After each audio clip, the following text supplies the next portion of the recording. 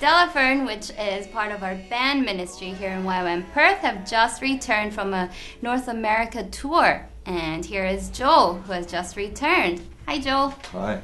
How are you? Pretty good, thanks. How was the tour? Tell us a little bit about it. Yeah, the tour went really well.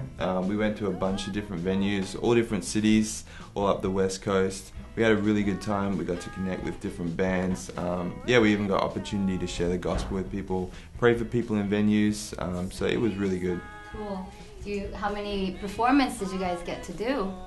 Probably around 15 to 20 different performances. Wow. Something like that, yes. Cool. And can you tell us a little bit about what your future plans are? Yeah, so as Delafern, we're wanting to focus a little bit more locally here in Perth and also in Australia, just making some more connections, getting connected with other bands, getting a bit more of a following here, getting our music out as well. We have an EP that we'll be releasing fairly soon, so keep your eye open for that, and yeah, that's what we're looking at for this year. Cool, great, thanks. Our youth ministry called Next Wave recently held a school camp and 6 students gave their lives to Jesus. Let's hear more about it from Georgia. A couple of weeks ago, we as Next Wave headed 5 hours up north to Geraldton, and we were a part of a Year 8 camp at the Strathalbyn School up there.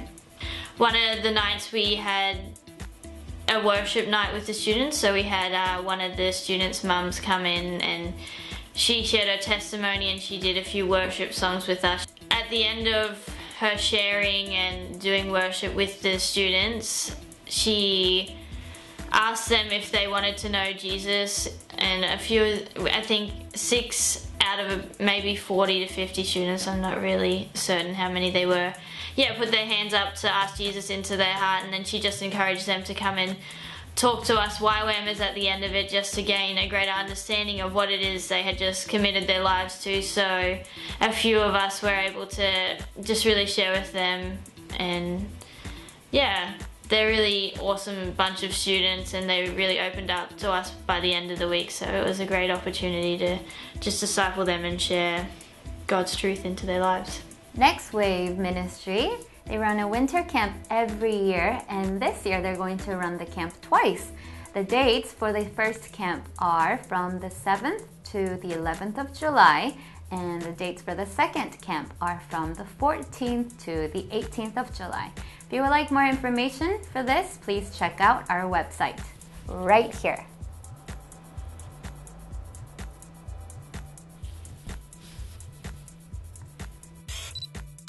2 weekends ago, our media, arts, photography DTS went camping, but it wasn't just an ordinary camping. Recently, the Media, Arts and Photography Discipleship Training School had the opportunity to go away camping on a no technology weekend. It was a great opportunity for us to remove technological distractions and to really concentrate on solitude, that is, being alone with ourselves and giving ourselves time to process, and also idleness, the opportunity to stop doing and just to be, and to spend time in the presence of God.